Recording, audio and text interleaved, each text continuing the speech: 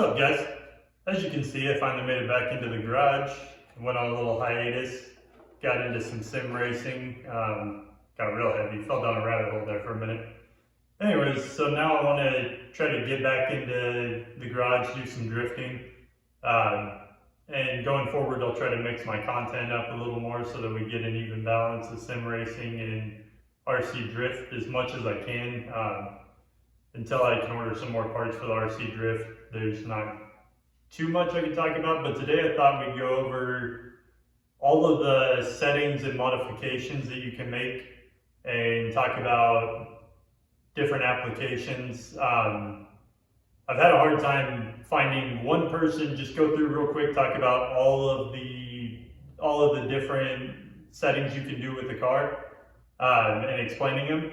So I'm not going to go into every little detail of how my car is set up. The setup's really going to make a difference depending on the track. I will talk about the modifications I made to the MST and just give you guys a basic idea of the settings you can do. As you go to different tracks and things, the settings are going to change. Your what you prefer when you drive is going to be different from mine, so I'm not going to tell you how to set up your car. I'm going to tell you what adjustments you can make to try to dial in your drifts and get a nice clean line around the track. If you guys haven't seen my other videos, what we're looking at is the MST RMX 2.0. It's one of the more popular drift cars for RC drift. Don't judge me, it's dirty, I haven't used it in a month. So this is what it looks like with the lid off. I have done several modifications to the car. So first off, as far as upgrades go, I did racing suspension all the way around. These are adjustable, I believe 3-stage shocks. Changed out the upper and lower arms to racing. I also have a racing wheel hub in here. And I've done MST turnbuckles on the front and rear. Then as far as modifications or changes I've made to the car, I did upgrade the servo. And then that's a Rev D servo. And then I rearranged the whole car. So initially the motor is mounted down underneath here. So I moved the motor up to the top. It does come with the option. You just turn the carrier here from the bottom around to the top. Gives you a good top mounted motor. Also makes room to mount the ESC in the back. Just adds more weight to the back and helps get that traction. Which means I had to move my power button and ended up centering the receiver down underneath here just so it was as much weight of the car was in the middle as I possibly could get. And then we'll go ahead and talk about settings. There are multiple different settings on the car that you can adjust to improve on the track. So first off, we'll talk about the suspension. I like to keep a really soft rear suspension and a really firm front. Mine's a little loose right now, it did sit, but I like a firm front because the car doesn't transfer forward as much when it's firm, and it pushes more weight back to the rear tires to get the traction. And when you're balancing out slip and grip, sending that power back to the rear end is important. So I do keep a firmer front. You'll see on the back here, you can see how tight I've got my suspension here and how far up I am here. Different springs also, but next thing for settings is your toe. So right now the stock rear is towed in. Can't remember exactly what the degree is, but we're towed in the back just slightly to help with the straightforward. And then for cornering, you adjust your toe inward. It'll give your car a little more stability going through the corners and help with your drifts. Then you have your camber. So toe in is the angle the tires sit So if I'm this way, I'm towed in. Out this way, I'm towed out. So I am towed out just a little bit. And then on the camber, that's when your tires are sitting straight up and down, you have no camber. If you adjust outward, you're gonna have positive, and inward is negative. So negative camber is ideal for drifting, usually because as your tires turn, you get a solid contact patch underneath the car. So 3 things to adjust so far: shocks, camber, and tow. Those are the 3 basics, the ones you'll probably change the most, and they're usually the simplest because if you've upgraded your turnbuckles, tow and camber literally just come down to changing your turnbuckles. The next thing is your caster. So caster, if I turn this way, my upper arm sits slightly behind my lower arm. I would say I've probably got about 10 degrees or less caster in the car. Depending on different tracks in your setup, adjusting your upper arm forward or back is going to change your caster angle, which is going to affect how your car drives. It's probably less important with the RC drift than some of the other settings you could do, but I have played with it and it does make a difference. Like I said, I'm not going to tell you which way to go with it, especially because I don't know which car you're using or which track you're on, but caster is the next adjustment. And on the MST, caster is adjusted. There's a little spacer here and one back here. I've tried it where I put both spacers in the front. I've done both spacers in the back. I've done the small spacer in the front and the big spacer in the back. I've flipped the spacers around, same with down below.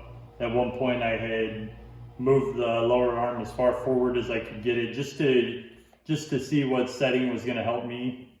Each one of these settings you want to try to do one thing at a time. If you do too many settings at once, it's going to make it hard to see what worked and what didn't.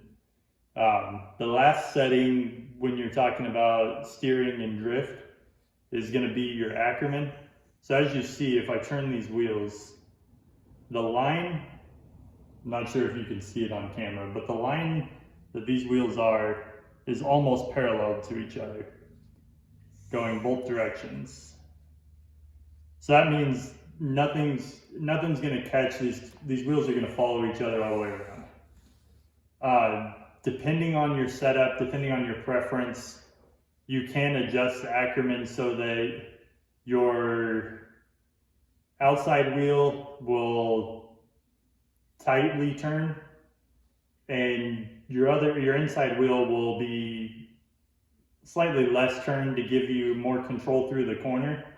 It enables you to keep the drift going, but also control the car. For some people, depending on the settings. For me, I'm perfectly good with having my tires aligned on each corner. So yeah, that's pretty much the main settings you can do or adjustments you do for the track. A few other things that I've seen that do help that I haven't done yet. Having a smaller battery in the middle tends to balance out the car a little more, take some of the weight out. You can also adjust the caster in the rear by getting caster blocks. They do sell, MST does sell options for caster blocks. Like, I am nowhere near as fine-tuned as I could be with this car, but I'm pretty happy with the current settings. So what I'll do is, because today I kind of readjusted everything, got it back into alignment as much as I could. So now that I think everything's set up right, I'll put it out on the track, do a couple laps, and then I have an exciting surprise, or at least it's exciting for me. I finally found some rubber tires that are hard and fit around the rim nicely. There's no give in them, which means they're going to have less traction than the soft rubber that I tried before. I don't know that they're going to work, But we're gonna try them out. We'll see if we get too much grip out of them. And honestly, if they grip too much and they don't drift, then we'll see if they burn. If they don't burn, then they just became a 4-wheel drive or an all-wheel drive car play toy for the street. So we'll do a couple tests with those, do a couple laps with the current setup, and see where we end up. I got the car out on the track. You recently brought up that my gain looked like it was a little too high on my gyro. I can't remember who said it, but it was brought up on a comment on one of my videos. So if you happen to be watching this, I think I actually have a problem with my gyro. I don't seem to have the speed and steering in one direction that I do in the other. I've learned to counter it, but in playing with it today, I think the problem actually is the gyro itself. I've changed the gain, I've changed all the settings, there's some lag in it. But with the settings I did and the adjustments and everything, it is running smoother than I think it did in my last video. But I think I'm going to redo some electronics on it. That'll be another video for later on. For now, we're going to go ahead and do a few laps now that I've tuned it in and everything. And then we'll see how it compares to the tires, the rubber tires that I'm going to try out on it.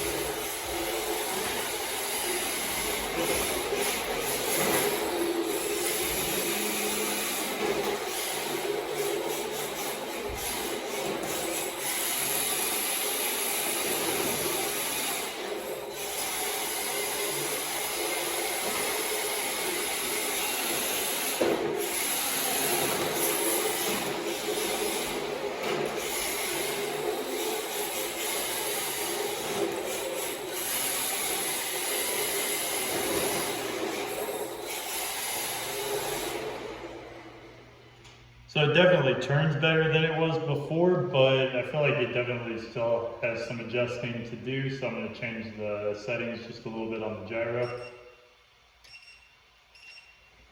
See how that goes.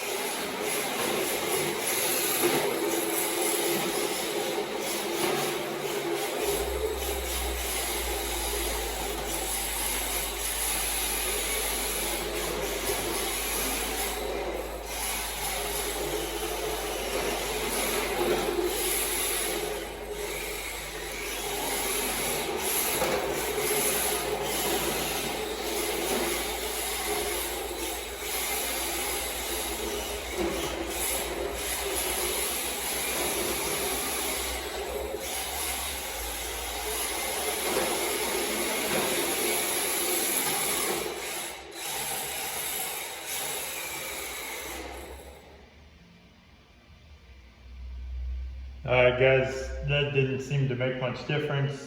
Probably just going to need to upgrade the electronics, but for now let's throw some rubber tires on it and see how it gets around.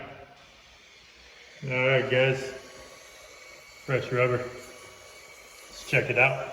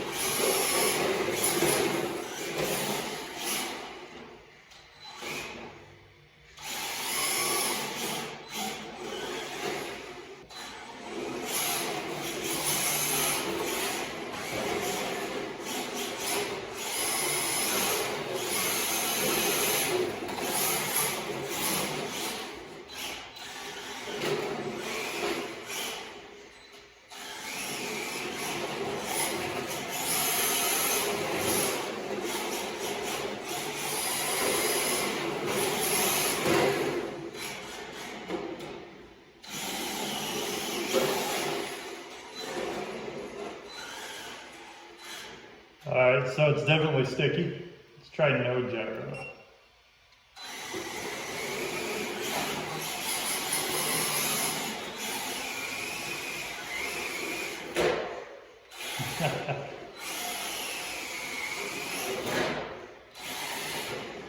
No gyro definitely is not going to work.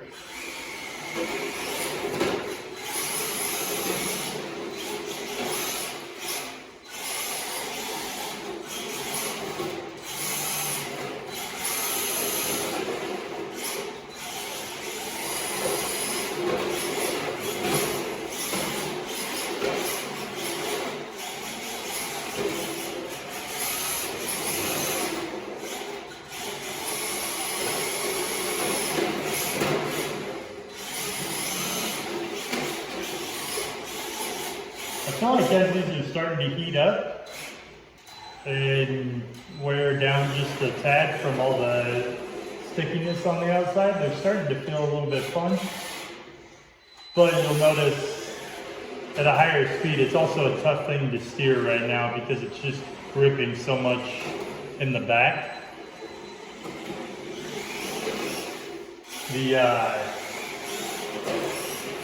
Part of the problem is that I've set the car up because I was running plastic tires. I've had it set up to have most of the weight in the rear end. I feel like if I was running front engine, rear wheel drift, or some combination where I've got more weight towards the front and less in the rear, these rubber tires might actually be pretty awesome, and you'd actually get to drift a RC car with rubber tires.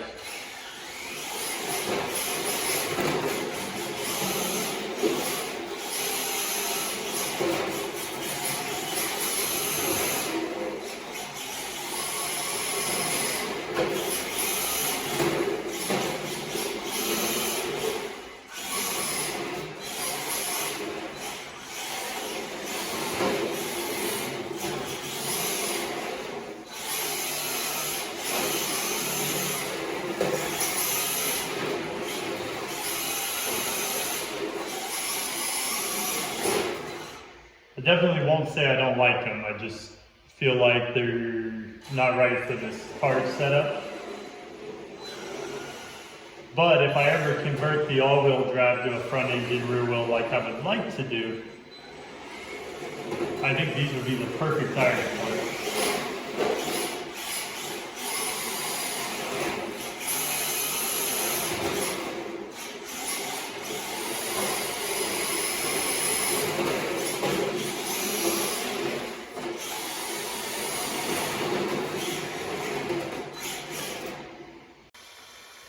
So drifting didn't work for this car, so we're going to see how they burn.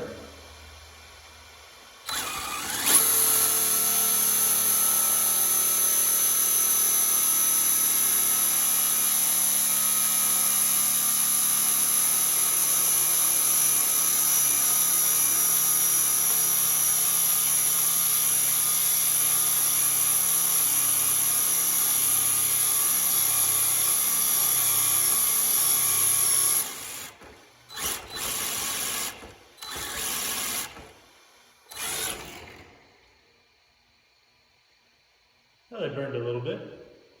No smoke, but I think my battery might be dying. So we'll change the battery, put a little fluid on it, and see if we can get them to burn. Alright, got a fresh battery. We'll start with do a little water.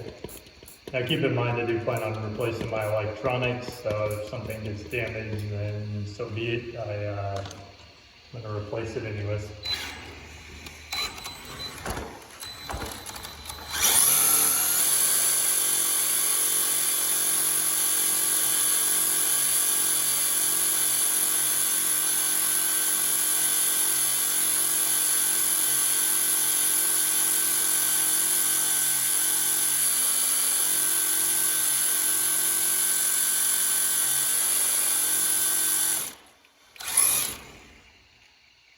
I think all I did was clean my mess up.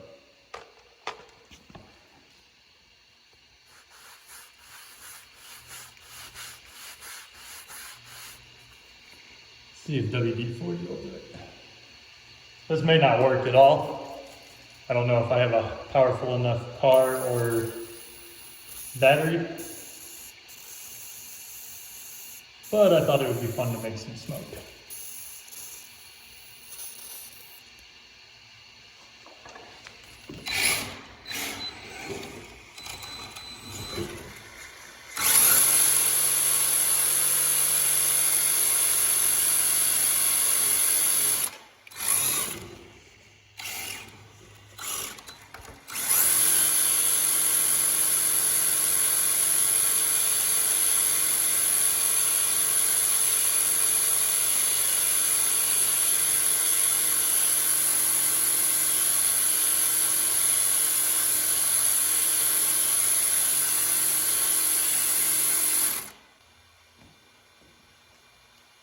Alright, so I couldn't make it smoke, so I added some for some effect, but now I'm kind of curious what I got to do to make this car do a burnout. So, another video idea. If you guys enjoyed this one, like and subscribe.